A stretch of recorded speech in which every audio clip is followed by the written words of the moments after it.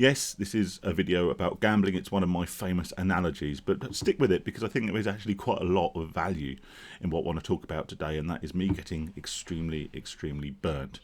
I will actually front this video by asking you to consider signing up for my Patreon. I know I plug it in every video, very rarely so early on. I normally, at least give a bit of an intro first. But yeah, the video I put out recently, thank you to everyone who supported me with regards to me leaving my 100-day alcohol abstinence challenge.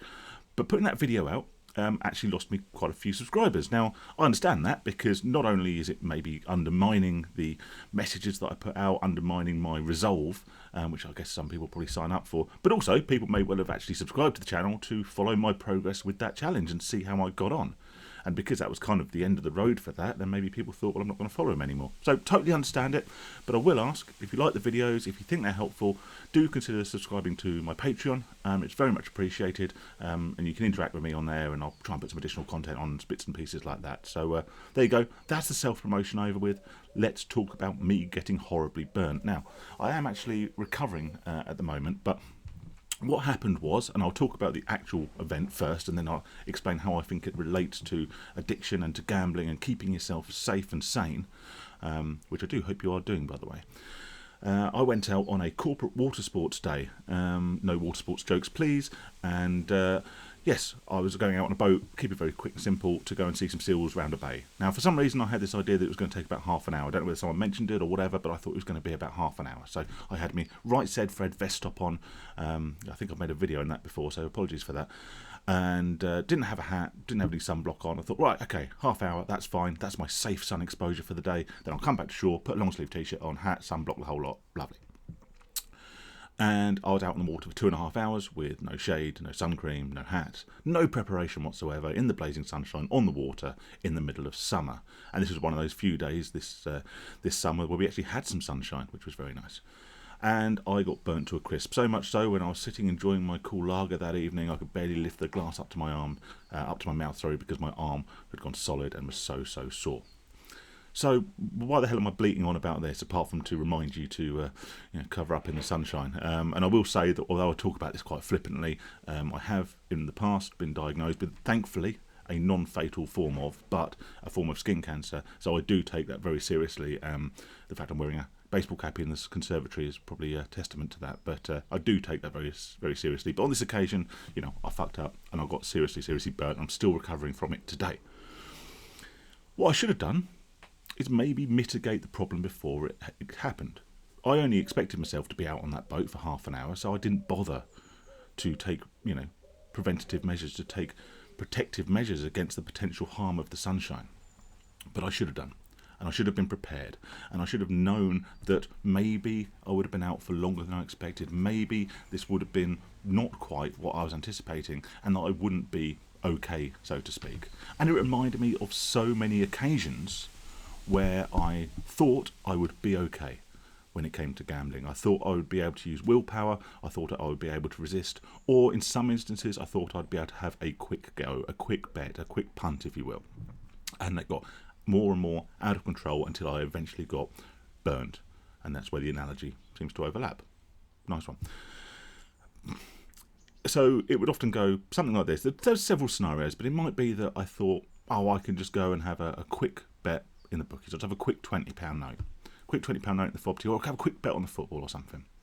And then I went and, did me bollocks. Pretty standard.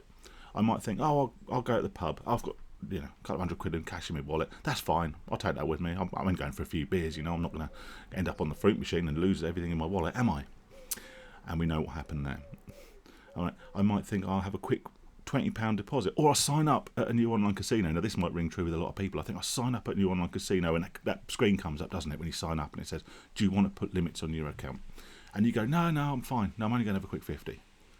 And then what happens? Well, we know what happens because I did it time and time again, and I'm still paying the cost to this day. But the point is that, like me putting sun cream on, taking a hat, whatever, onto that boat, there were things I could have done to mitigate the potential problems in the future, to stop myself from getting burnt. Because the road to hell is paved with good intentions, and I always had the intention to just be out for half an hour. In the same way I always had the genuine intention, when I was back on dry land, Before the event, I only ever intended to put 20 quid in the fob tea. I only ever intended to spend the cash in my wallet on beer in the pub and not on the fruit machines. I only ever intended to deposit £50 at the online casino, so I didn't need me back on dry land. Like, I'm recording this video at 10:15, right, in the morning. So me now wouldn't think twice about taking cash to the pub. Why would I? I'm not going to play the fruit machine. Why would I? You know, this is me back on dry land, back at the safety, back where I've got rational, clear thought.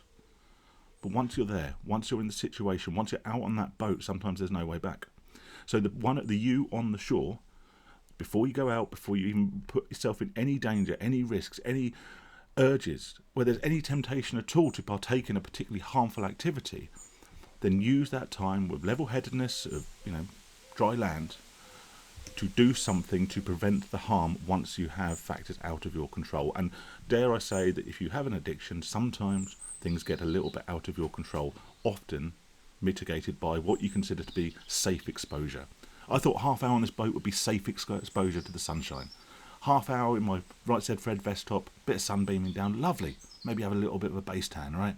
Safe exposure, I thought that would be fine.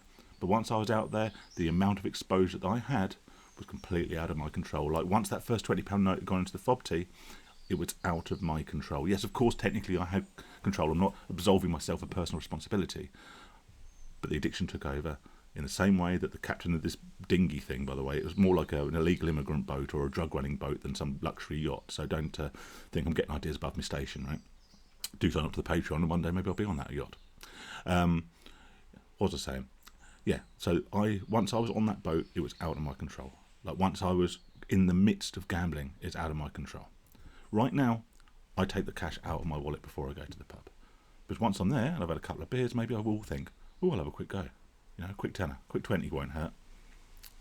And then you're in the jaws of the addiction. When that screen pops up when you sign up at the online casino and you think, no, that's fine, I'm only going to have a quick 50, I don't need to set limits. That's the point at which you can mitigate the harm you're potentially doing to yourself.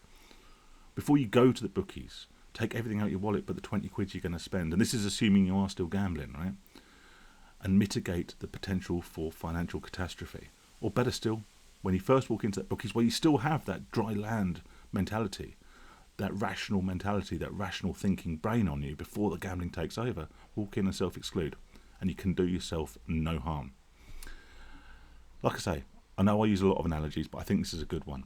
Use the version of you on dry land when you have the potential to see the dangers ahead of you, or the potential dangers ahead of you, to do something to prevent yourself from getting burnt in the future.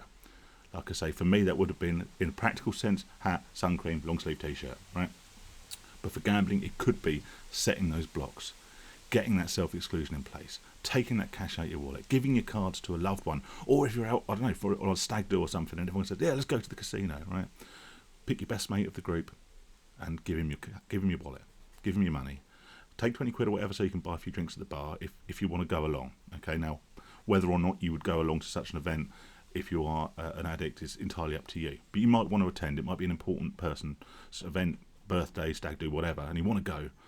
But do something while you're on dry land, while you've got your rational head on, before it becomes out of your control, before someone else is captaining that ship, before someone else, the addiction is dictating where that boat goes and how long you're there for and how long you're exposed to this harmful behaviour. Before any of that happens, take the preventative measures, put the proverbial sunscreen on. All right, I'm pushing the analogy a bit too far now, but I hope that makes a lot of sense. Like I always say, it's something I talk about quite often on payday. I'm sure this time next week I'll be bleating on about it again, right?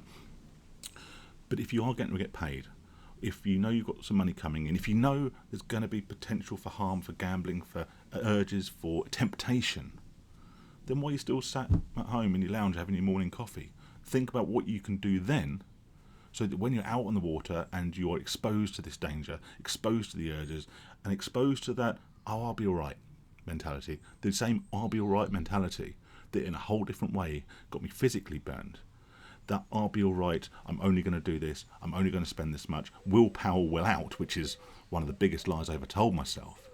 You will do something to prevent you from relying on the very willpower that invariably lets you down time after time. It certainly did for me anyway. I'll leave it there. Stay safe, stay sane. Thank you to everyone who supports me through Patreon. Obviously, I know I plugged that at the beginning and I will continue to do so, but if that's not your thing, if that's not your bag, just like the video, subscribe, watch them. You know, if they're helpful, leave a comment. You know, that's really appreciated anyway. But for now, if I don't speak to you before, have a great weekend. Don't get burnt in any capacity, although it's a bit cloudy outside, so I very much doubt you'll have the opportunity to. And I'll look forward to speaking to you all, if not this weekend, then next week. All the best, guys. Take care.